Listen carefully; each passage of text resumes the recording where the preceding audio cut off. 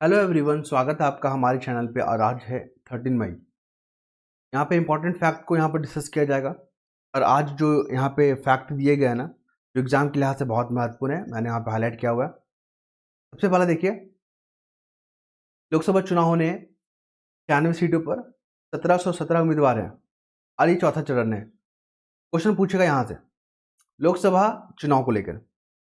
आपको बता दें 543 सीट पर इस पर इलेक्शन हो रहा है और 7 चरण में हो रहा है। ये दो फैक्ट याद रखिएगा, वनडे एग्जाम के लिए बहुत महत्वपूर्ण है, पूछा जा सकता है। उसके बाद बात करेंगे लोकसभा का मेंबर। मैंने कभी बताया था कि 25 साल आपको जो उम्र पार करना होगा, अगर लोकसभा का मेंबर बनना है तो 25 साल उम्र पार करना होगा या 25 साल का होना होगा, भारत का नागरिक होना होगा और आप में दिवालियापन और यहाँ पे पागलपन जैसे लक्षण आपके अंतर्गत नहीं होना चाहिए। ठीक है, तब जाके आप जो यहाँ लोकसभा का मेंबर बनने के लायक होते हैं। ठीक है, ये हो गया फैक्ट। लोकसभा जो है आपको बता दें, नया मेंबर जो चुन के आएंगे अभी 543, उनको शपथ दिलाने का काम कौन करता है? Pro tem speaker. ये क्वेश्चन बहुत बार पूछा गया है। अगर यकीन नहीं होता है, आप स्टेट पीसीएस का क्वेश्चन को डाउनलोड कीजिए ऑनलाइन और आपको पता चल जाएगा। ठीक है, ये सब क्वेश्चन पूछे गए हैं। उसके बाद आइए यहाँ पे मोदी पटना में रोड शो करने वाले पहले प्रधानमंत्री। एक तो प्रधानमंत्री से क्वेश्चन पूछता है। प्रधानमंत्री आर्टिकल आई थिंक 74 ना 75 में ये जिक्र किया गया, आर्टिकल 75 में, कि राष्ट्रपति जो है ना प्रधानमंत्री को अपॉइंट करेंगे। ठीक है, देखिए हम लोग जो अभी लोकसभा के इलेक्शन हो रहा है ना, वहाँ राष्ट्रपति प्रधानमंत्री के लिए हम लोग नहीं कर रहे हैं, हम लोग लोकसभा के मेंबर के लिए यहाँ पे वोटिंग कर रहे हैं। लेकिन जिस पार्टी को सबसे अधिक जो सीट मिलेगा, उस पार्टी का एक नेता को जो है प्रधानमंत्री के नाम के लिए सिफारिश करता है।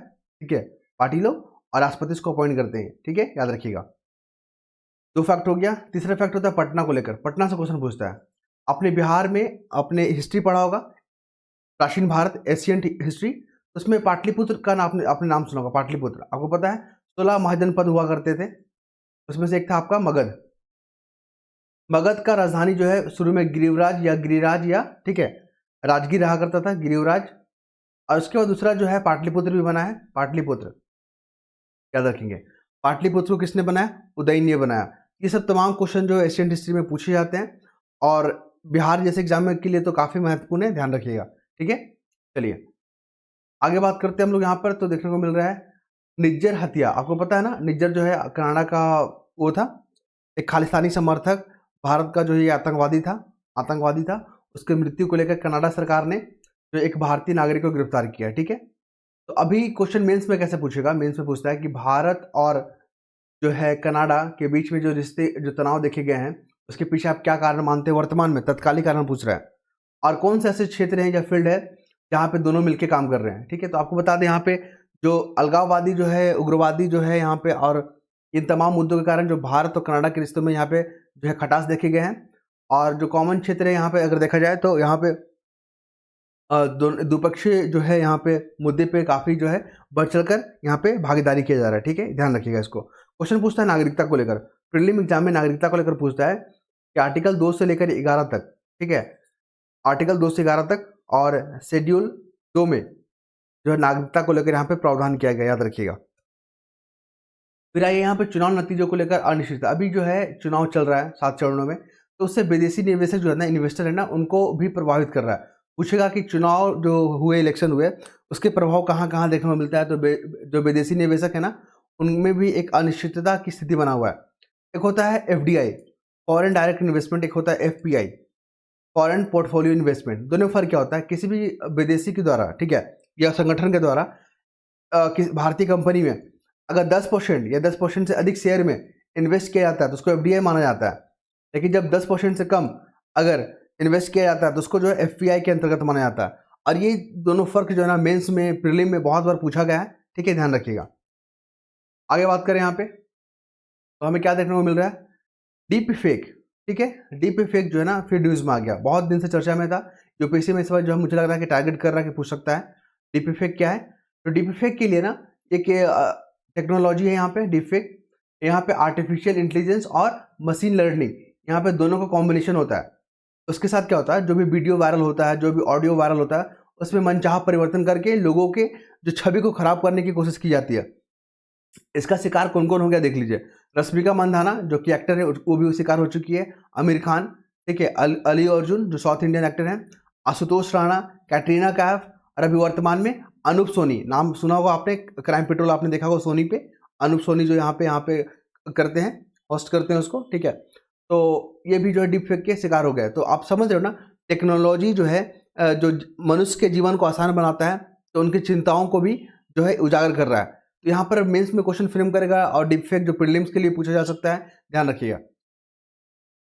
आगे बात करेंगे यहाँ पे, तो एडीआर के मुताबिक लोकसभा चुनाव में 15वें चरण में महिला उम्मीदवार की संख्या 12% से भी कम।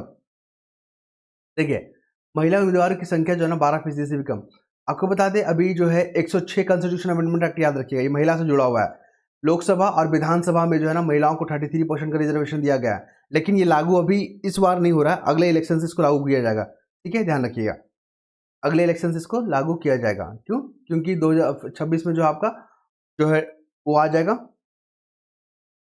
डिलिमिटेशन जो आयोग होता है वो आ जाएगा ना, उसके बाद इसको लागू कर दिया जाएगा, ठीक है। और महिला उम्मीदवारों की संख्या 12% से कम, तो ये बहुत बड़ा कंसर्न दिखा रहा है, ठीक है, लोकसभा चुनाव में। तो यहाँ पे महिलाओं से जुड़ा हुआ जो प्रश्न पूछने की संभावना है, या महिलाओं से जुड़ा हुआ ऐसे लिखने की संभावना बन सकता है। तो आप यहाँ पे पूरा आर्टिकल पढ़ेंगे तो मुझे कुछ खास नजर नहीं आया, ठीक है, चलिए। और यहाँ पे आगे की ओर बढ़ते हैं, तो इम्पोर्टेंट फैक्ट जो एग्जाम में बार बार पूछे जाते हैं देखने को मिलेगा। देखिए,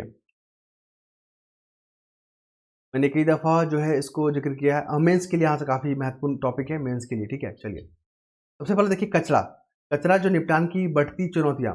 अभी आप देख रहे हो ना, भारत जो है सबसे ज़्यादा कचरा प्रोड्यूस करने वाला, जनरेट करने वाला देश बन गया है, ठीक है।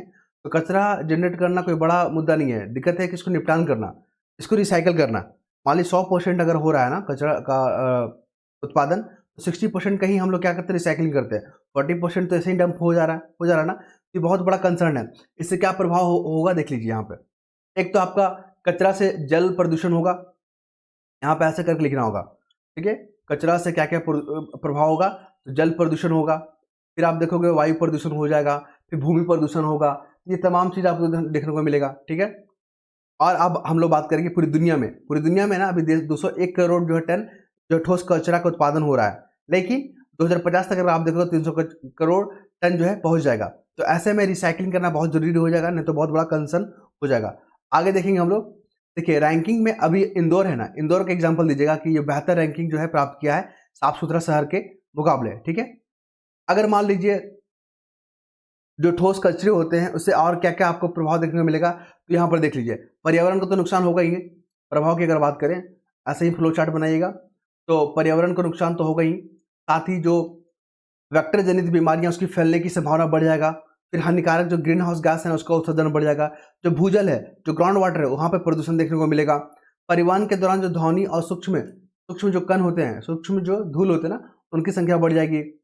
इसके पीछे क्या कारण मानते हैं, जो आप कचरा का उत्पादन हो रहा है ना इतना 201 करोड़ टन, उसका पीछे क्या कारण मानते हैं? तो जनसंख्या वृद्धि, शहरीकरण, औद्योगिकरण, बढ़ती प्रौद्योगिकी, ये तमाम कारणों से जो है ना यहाँ पर कचरा का जो है उत्पादन बढ़ जा रहा है, जो कि सही नहीं है। आगे बात करें हम लोग, तो वैश्विक स्तर पर देखिए जो कौन देश जो है ना यहाँ पे कचरा के निपटान के लिए बेहतर प्रयास किया, तो आप यहाँ जर्मनी के एग्जांपल दे सकते हैं, ठीक है। फिर दक्षिण कोरिया के एग्जांपल दे सकते हैं, ऑस्ट्रेलिया का दे सकते हैं, क्योंकि इन क्षेत्रों में इन्होंने बहुत बढ़िया काम किया है, टेक्नोलॉजी का यूज़ किया है, ठीक है। और यहाँ पे समाधान की अगर बात करें तो R4 क्या है ना, रीयूज, रिड्यूस, रिफ्यूज और रिसाइकल, ये 4 वर्ड याद रखिएगा। ये जो है ना कचरा से निपटान करने के लिए एक बहुत बड़ा मैकेनिज्म है, जो कि आपको आंसर मेंस राइटिंग में यहाँ पे हेल्प करेगा। आगे बात करें तो आरोपों का अखाड़ा, यहाँ पे आपको यौन उत्पीड़न को लेकर आपको पता ही है, ब्रिजभूषण का नाम आया था, जो कि ब्रिजभूषण का नाम आया था कुश्ती महासंघ को लेकर, ठीक है। तो यहाँ पर सुप्रीम कोर्ट ने बार बार फटकार लगाया है कि आप जो इस मामले को जो है सीरियस लें, और यहाँ पे अगर देखा जाए तो जितने भी जो महिलाओं ने आरोप लगाया था उसमें लगभग सही पाया जा रहा है, तो आगे की कार्रवाई बढ़ सकता है यहाँ पे, ठीक है। चलिए आगे बात करेंगे हम लोग यहाँ पे, तो बुजुर्गों को लेकर सेहत, अगर वैश्वीकरण का, यहाँ पर ग्लोबलाइजेशन को लेकर क्वेश्चन पूछता है मेंस में कि ग्लोबलाइजेशन को लेकर जो है बुजुर्गों पे क्या प्रभाव पड़ा, या सामाजिक सेक्टर पे क्या प्रभाव पड़ा। तो आपको पता ही है अभी बुजुर्ग लोग के सामने सबसे बड़ा चुनौती क्या है, आर्थिक पहुंच, ठीक है। उनकी आर्थिक स्थिति ठीक नहीं है, उनको चिकित्सा सुविधाओं का जो है यहाँ पे बेहतर देखभाल नहीं मिल पाता है, ठीक है। और ये तमाम जो है यहाँ पे फिर सिंगल जो फैमिली है, न्यूक्लियर जो फैमिली है, वो भी कहीं ना कहीं जो है बुजुर्गों के लिए एक चुनौती बनता जा रहा है, क्योंकि बुढ़ापे में उनका देखभाल करने वाला लोग है नहीं, ठीक है। तो आप यहाँ पे बुजुर्गों को लेकर यहाँ पे आप पूरा कंसर्न देख सकते हो। इनके लिए वृद्धा पेंशन योजना, फिर यहाँ पे अंत्योदय अन्न योजना जैसे तमाम सरकार के द्वारा पहल किया गया है ताकि यहाँ पे उनको सशक्त किया जाए, ठीक है? तो इस चीज़ को ध्यान रखिएगा। आगे बात करें यहाँ पे, तो देखिए सीमा पर जो भारत और बांग्लादेश का जो सीमा है ना, वहाँ पे जो आप देख रहे हैं यहाँ पे जो लगाया गया फेंसिंग लगाया गया है, इसमें साथ में मधुमक्खी की छत्ते भी लगाए गए हैं। क्यों? क्योंकि जो भी यहाँ पे इसको ब्रेक करके घुसना चाहेंगे अपराधी जो आतंकवादी होते हैं, तो उनको जो मक्खी है मधुमक्खी जो है इनको जो है अलर्ट भेजे, ठीक है? अलर्ट भेजेगी यहाँ पे। तो मधुमक्खी को यहाँ पे प्रयोग किया जा रहा है, तो बहुत बड़ा जो है नया टेक्नोलॉजी है, जो भारत जैसे देशों ने यहाँ पे प्रयोग किया है। फिर हम लोग बात करेंगे चुनावी क्षेत्रों में तापमान सम्मान या समान से नीचे रहने का अनुमान। कुल मिलाकर देखेंगे कि जो अभी इलेक्शन जो हो रहा है ना, उसमें मतदान की संख्या जो है गिरावट देखा गया, मतदान करने वाला है। उसके पीछे जो है ना लू को कारण माना जा रहा है, लू, ठीक है? लू क्या होता है? सामान्य से जो है अगर टेम्परेचर बढ़ गया वायुमंडल में तो उसको लू की स्थिति कहते हैं, ध्यान रखेंगे आप। आगे बात करेंगे तो भारतीय अंतरिक्ष उद्योग निजी क्षेत्र को कई अवसर दे रहा है। देखिए अभी इसरो का जो हेड कौन है? एस सोमनाथ, याद रखिएगा, वनडे एग्जाम के लिए इंपॉर्टेंट हो गया। और अभी बता दें आपको 9 से 10 जो है ना अरब डॉलर का कारोबार करता है हमारा इसरो, लेकिन माफ कीजिएगा 5 से 10 अरब डॉलर, लेकिन कुछ सालों में 9 से 10 अरब डॉलर करने की यहाँ पे योजना बनाई जा रही है। तो इसरो आप समझ रहे हैं ना, जो आप लोगों का अति विरोध रहता है कि चंद्रयान 2 में इतना स्पेस में क्यों पैसा खर्च कर रहा है, क्योंकि अगर खर्च नहीं करेंगे टेक्नोलॉजी कैसे आएगा हमारे पास? टेक्नोलॉजी आएगा तो हम लोग क्या होगा, अंतरिक्ष पर्यटन को बढ़ावा देंगे, इससे हमारे पास रेवेन्यू आएगा, फिर इस रेवेन्यू को हम अपने टेक्नोलॉजी के डेवलपमेंट पे करेंगे। तो बहुत सारे इसके फायदे हैं, ध्यान रखेंगे आप। उसके बाद हम लोग बात करेंगे, देखिए यहाँ पे है खड़गे जो है, आपको पता है कांग्रेस के अध्यक्ष हैं। भाजपा को तीसरा कार्यकाल अगर मिल जाए ना तो दलित लोगों को, आदिवासी लोगों को फिर से गुलाम बना देंगे। इन्होंने कहा संविधान बदल देंगे ये लोग, बीजेपी लोग, आरएसएस लोग जो है ना, ये लोग संविधान को बदल देंगे। आपको बता दें आर्टिकल 368, अगर संविधान को बदलना चाहते हैं ना तो आर्टिकल 368 में जो है ना संविधान में प्रावधान किया गया है। तो अगर समय के अनुसार अगर चेंजेस करने की जरूरत है तो संविधान को चेंजेस किया जा सकता है। आपको बता दें 42 कॉन्स्टिट्यूशन अमेंडमेंट एक्ट, याद है 1976 में, उस समय जो कांग्रेस की सरकार थी, इन्होंने जो है ना लगभग 57, माफ कीजिएगा 59 प्रावधानों को संशोधन किया था संविधान में, और इसको जो है ना स्मॉल कॉन्स्टिट्यूशन का दर्जा दिया गया था, क्योंकि यहाँ पे इतने आमूलचूल परिवर्तन कर दिए गए थे, फिर इसको बाद में ठीक किया गया था, याद रखिएगा। तो जैसे कि आप देखोगे यहाँ पे इंपॉर्टेंट फैक्ट है 42वां कॉन्स्टिट्यूशन अमेंडमेंट एक्ट, आर्टिकल 368 याद रखिएगा, ये भी महत्वपूर्ण है। लेकिन एक था केस केशवानंद भारती जो मामला है ना 1973 वाला, उसमें ये बात कहा गया है कि आप संविधान को पूरा चेंज कर दो, कोई दिक्कत नहीं है, लेकिन बेसिक स्ट्रक्चर के साथ छेड़छाड़ आप नहीं करोगे, ठीक है, याद रखिए। और जो हमारा जो संविधान का प्रोटेक्टर कौन है, संरक्षक कौन है? हमारा सुप्रीम कोर्ट। आगे बढ़े हम लोग, समय कितना हो गया, 12 मिनट हो गया, फटाफट चीज़ को कवर करेंगे। नोटा को लेकर यहाँ पे विवाद बन रहा है। देखिए यहाँ पे मेंस में क्वेश्चन नोटा को लेकर आएगा। नोटा को 2013 में इंट्रोड्यूस किया गया था, जब ईवीएम को इंट्रोड्यूस किया गया था ना, ईवीएम को 2013 में, उसी समय नोटा का भी प्रोविजन किया गया था। आपको बता दें नोटा जो है ना, अगर मान लीजिए कोई उम्मीदवार किसी वोटर को पसंद नहीं आता तो नोटा का विकल्प को यहाँ पे दबा सकते हैं, लेकिन नोटा का प्रभाव चुनाव पे नहीं पड़ रहा है। इसी को बात को लेकर हो रहा है कि मान लीजिए किसी उम्मीदवार को जितना वोट मिले हैं और उससे अधिक अगर किसी नोटा को मिल गया है ना, नोटा बटन को, तो वहाँ पे फिर से इलेक्शन करने की बात चल रही है, नया उम्मीदवार लाने की बात की जा रही है। तो ऐसा मजबूत नहीं किया जाएगा तो नोटा का कोई मतलब नहीं रह जाएगा। सपोज कीजिए मान लीजिए 100 वोट है, ठीक है, उसमें से 99 वोट जो है ना नोटा को ही पड़ गया, नन ऑफ द अबव, ठीक है, और एक वोट किसी उम्मीदवार को पड़ गया तो उम्मीदवार जीत जाएगा। तो नोटा को अगर इतना 99 वोट मिला है तो उसका क्या फायदा होगा? इसी को मजबूत करने को, इसी को प्रभावी बनाने की बात की जा रही है, ध्यान रखेंगे आप, ताकि चुनाव जो है निष्पक्ष हो सके। इसके बाद आगे बात करेंगे हम लोग, आगे आर्टिकल है महत्वपूर्ण। अभी तो मेन है आपका देश दुनिया वाला, फॉरेन में क्या क्या हो रहा है। देखिए अभी तो ये इंपॉर्टेंट, ये भारत जो है ना चीन के साथ किया ज़्यादा व्यापार। पहले जो है ना भारत और अमेरिका द्विपक्षीय व्यापार में मजबूत साझेदार थे अमेरिका, लेकिन अब अमेरिका पीछे रह गया, अब हो गया है चाइना। चाइना के साथ द्विपक्षीय व्यापार हमारा हो रहा है। देखिए चाइना के साथ अगर हम लोग बात करें तो इम्पोर्ट ज़्यादा करते हैं, हम लोग इम्पोर्ट करते हैं 102 बिलियन डॉलर का, और इंपोर्ट करते हैं मात्र 16 से 17 बिलियन डॉलर का। तो ये ट्रेड डेफिसिट आप देख रहे हो ना, व्यापार घाटा आप देख रहे हो ना चाइना के साथ, ये है। लेकिन द्विपक्षीय व्यापार की अगर बात करें तो चाइना टॉप पे आ गया, पहले अमेरिका हुआ करता था। तो देश की जो दिशा है, देश का जो बिजनेस है, जो विदेशी व्यापार किस प्रकार चेंजेस हो रहा है, आप इसको यहाँ पे लिखोगे। हम लोग एक्सपोर्ट क्या क्या करते हैं अमेरिका चाइना को, देखिए लो अयस्क के करते हैं, सूती करते हैं, सूती कपड़ा करते हैं, मेकअप करते हैं, हथकरघा, मसाले, फल सब्जियां, प्लास्टिक और लिनोलियम, तमाम चीज़ों को हम लोग क्या करते हैं, एक्सपोर्ट करते हैं। 102 करोड़ का जो है हम लोग इंपोर्ट करते हैं चाइना से, और 17 करोड़ जो है 17 अरब डॉलर का हम लोग क्या करते हैं, एक्सपोर्ट करते हैं। तो ये बहुत बड़ा कंसर्न है। उसके बाद आपको बता दें जो सबसे बड़ा जो व्यापारिक जो भागीदार हो गया भारत का, वो हो गया चाइना। पहले 2 साल से कौन था? अमेरिका था। ये हो गया यहाँ पे। और यहाँ पे कुछ खास नज़र आ रहा है क्या? बिल्कुल नहीं, यहाँ पे कुछ खास मुझे नज़र नहीं आ रहा है। आगे बात करें यहाँ पे, तो देखिए एसबीआई का जो भी यहाँ पे रिक्रूटमेंट हो रहा है ना, मान लीजिए 100 लोगों का रिक्रूटमेंट हो रहा है, तो 85 ऐसे लोग इसमें जा रहे हैं, एंटर कर रहे हैं, जो कि इंजीनियर क्षेत्र से जुड़े हुए हैं, ठीक है, बीटेक या बीई से जुड़े हुए हैं। तो ये बहुत बड़ा जो है यहाँ पे रेखांकित किया गया है कि इंजीनियर लोग भी यहाँ पे अब आ रहे हैं, ठीक है। चलिए, इसके बाद हम लोग बात करेंगे मुद्रास्फीति के आंकड़े तिमाही नतीजे से तय होगी बाजार की दिशा। आपको बता दें यहाँ पे मुद्रास्फीति को देख लीजिए, इन्फ्लेशन क्वेश्चन पूछता है, इन्फ्लेशन क्या है? मान लीजिए आप जो है ना 10 रुपए में पहले 10 चीज खरीदते थे, 10 आम खरीदते थे, अब इसी 10 आम के लिए आपको जो है ना 20 रुपए देना पड़ रहा है। तो क्या हो गया? इन्फ्लेशन हो गया, महंगाई हो गया, ठीक है। तो इसी को इन्फ्लेशन बोलते हैं। और इन्फ्लेशन कंट्रोल करने का गवर्नमेंट का भी जिम्मेवारी है और आरबीआई का भी। आरबीआई जो काम करती है ना, जिस जिस ट्रेजेडी का जिस मतलब उपाय का प्रयोग करती है, उसको बोलते हैं मॉनेटरी पॉलिसी। और जो गवर्नमेंट जो है अपनाती है, उसको बोलते हैं फिजिकल पॉलिसी। ध्यान रखिएगा, बहुत महत्वपूर्ण फैक्ट है ये। इसके बाद हम लोग बात करेंगे जो अभी बाजार का जो दिशा है ना, जो ट्रेड का जो दिशा है, हमारा जो भारतीय जो बाजार है उसका जो दिशा है, वो किस चीज़ पर डिपेंड कर रहा है? तो कच्चे तेल का दाम को लेकर। और आपको बता दें यहाँ पे डॉलर के मुकाबले रुपये का जो उतार चढ़ाव देखा जा रहा है ना, उससे भी हमारा जो है दशा दिशा चेंज होता है।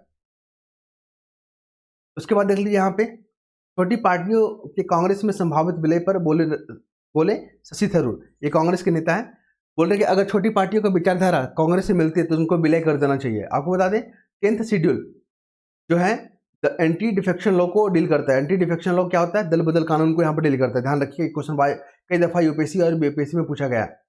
झारखंड के एक मंत्री आलमगीर आलम, उनके जो है सहयोगी जो थे, जो सचिव हो गए, और घरेलू सहयोग जो जहांगीर आलम है, उनके घर पे 30 करोड़ रुपए कैश मिला है। तो इसी के मामला में यहाँ पे पूछताछ किया जा रहा है। आपको बता दें ईडी, इन्फोर्समेंट डायरेक्ट, ये जो है ना फाइनेंस मिनिस्ट्री का जो रेवेन्यू डिपार्टमेंट है उसके अधीन कार्य करता है। इसको पावर कहाँ से मिलता है ईडी को?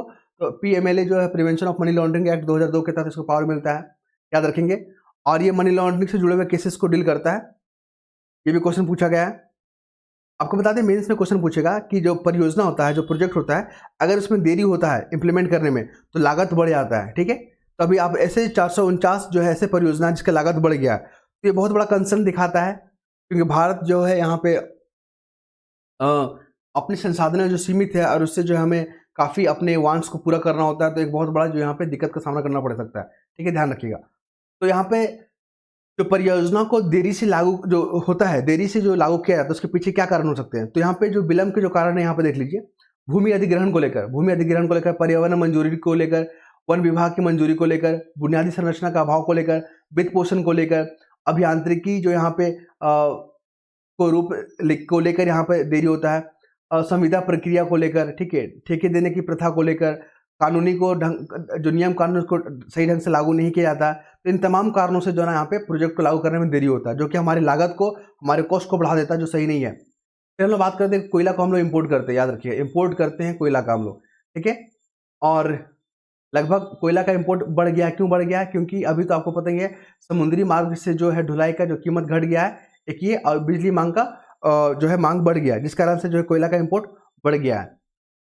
उसके बाद हम लोग बात करेंगे देश दुनिया में, तो रूसी हमले के बाद यूक्रेन हजारों लोग क्षेत्र छोड़ के गए। अभी रशिया जो है यूक्रेन पर हमला कर रहा है, तो एक क्षेत्र बार बार न्यूज में आ रहा है, खार्किव बोलेगा। खार्किव जो है ना क्षेत्र न्यूज में रहता है, किस देश से जुड़ा हुआ है? यूक्रेन से जुड़ा हुआ है, ठीक है। यूपीएससी क्या करता है, एक तरफ जो क्षेत्र दे देगा, दूसरी तरफ देश दे देगा, वो लोग मैचिंग करके बताइए। फिर हमें बात करेंगे एक पुलिस अधिकारी की मौत और 100 से अधिक लोग घायल, यहाँ पे पीओके को लेकर हो रहा है। पीओके में अभी जो है ना यहाँ पे विद्रोह चल रहा है, क्यों? गेहूं के आटे और बिजली के ऊंची कीमतों के कारण क्या हो रहा है यहाँ पे, वहाँ की जो पब्लिक है, वहाँ की जनता है, यहाँ पे विद्रोह कर रही है सरकार के खिलाफ, ठीक है। तो पीओके आपको बता दें भारत का हिस्सा है, पाकिस्तान ऑक्यूपाइड कश्मीर, पाकिस्तान ने जो है इसको इलीगल तरीके से इसमें कब्जा कर रखा है, और भारत जो जल्दी इसको पीओके को अपने हिस्से में इसको ऐड कर लेगा। चलिए आगे बात करें, यहाँ पे मालदीव को लेकर न्यूज में आया है। आपको पता है ना जो यहाँ पे सैनिक हुआ करते थे, जो डोर्नियर हेलीकॉप्टर हो गया, और दो हेलीकॉप्टर और डोर्नियर जो विमान थे, उसके संचालन के लिए भारतीय सैनिक वहाँ मौजूद थे। लेकिन मालदीव जो है चाइना के इशारे पर काम करते हुए, चाइना जो इन्फ्लुएंस के काम करते हुए, वहाँ से इन सैनिकों को बोला आप अपने देश चले जाइए। तो यहाँ से दिक्कत क्या हो गया कि यहाँ पे जो हेलीकॉप्टर और जो विमान उसको ऑपरेट करने वाला कोई यहाँ पे नहीं मिल पा रहा है। इंडोनेशिया को लेकर न्यूज़ यहाँ पे है क्या कि मेरोपी जो है, माउंट मेरोपी, ये ज्वालामुखी जो है पर्वत है, याद रखिएगा, इंपॉर्टेंट है, एग्जाम में पूछे गए हैं। इसके बाद हम बात करेंगे अमेरिका विश्वविद्यालय में फिलिस्तीन को लेकर जो समर्थन जो यहाँ पे चला जा रहा है, जो फिलिस्तीन और इजराइल के बीच में जो युद्ध है, टू स्टेट थ्योरी है, याद रखिएगा, इस पर क्वेश्चन में आने वाला है, ये लिख लीजिए इसको, ठीक है। टू स्टेट थ्योरी जो है ना, इजराइल और फिलिस्तीन के बीच में जो विवाद है उसको सुलझाने के लिए ये उपाय बताया गया है। फिर इसके बाद हम बात करेंगे 29 बार जो है ना माउंट एवरेस्ट पर चढ़ने वाली जो है कामी रीता शेरपा, याद रखिएगा, 29 बार माउंट एवरेस्ट पर चढ़ चुके हैं। आपको बताते चले, जो नेपाल को छोड़कर जो अन्य देश हो गए, नेपाल को छोड़कर जो अन्य देश हो गए ना, नेपाल को छोड़कर जो अन्य देश हो गए, उनको अगर माउंट एवरेस्ट पर चढ़ना है तो उनके लिए जो है ना एज एक फैक्टर होता है, लेकिन नेपाल और जो तिब्बत वाले लोगों को अगर चढ़ने के लिए इसमें एज का कोई मतलब नहीं होता है। फिर यहाँ पे लद्दाख को लेकर आप बात करिए, हमारे फॉरेन एक्सटर्नल अफेयर मिनिस्टर है, उन्होंने कहा कि यहाँ पे उन्होंने ये कहा कि पूर्वी लद्दाख में जो सीमा विवाद है ना, उसके जल्द से जल्द यहाँ पे सीमा को सुलझा लिया जाएगा, क्योंकि अगर दोनों देशों के बीच जो है यहाँ पे अगर बेहतर संबंध चाहते हैं तो यहाँ पे जो सीमा विवाद उसको सुलझाना बहुत जरूरी है, ध्यान रखिए, ठीक है, महत्वपूर्ण फैक्ट है। और इसके बाद मुझे जो खास नजर आ रहा है, देखिए केजरीवाल के बारे में न्यूज़ है यहाँ पे ये असम के मुख्यमंत्री हैं, इन्होंने कहा कि पुराने केजरीवाल नहीं है, क्योंकि इन पर जो है बहुत सारे मामले चल रहे हैं और ये 52 दिन तक जेल में रहे हैं, उसके बाद जब ये आके जो यहाँ पे ज्ञान दे रहे हैं, ठीक है, इस तरह की बातें यहाँ पे किया जा रहा है। फिर यहाँ पे मुझे कुछ खास नज़र नहीं आ रहा, यहाँ पे स्पोर्ट्स में, अब बस आप यहाँ पे याद रखिएगा, परवेज खान, ये जो है ना एथलीट है और रनर है, ठीक है, इन्होंने गोल्ड मेडल जीता है, ध्यान रखिएगा। और उसके बाद मुझे कुछ इंपॉर्टेंट खास नज़र नहीं आ रहा, अगर आपको लगता है तो आप लोग पढ़ने के लिए स्वतंत्र हैं, समय 21 मिनट हो गया है। और आई होप अगर आप लोग पसंद आ रहा होगा चैनल, तो आप हमारे चैनल को यहाँ पे अपना फीडबैक के माध्यम से यहाँ पे शेयर करेंगे, लाइक करेंगे, अगर आपको अच्छा लगता है तो। धन्यवाद।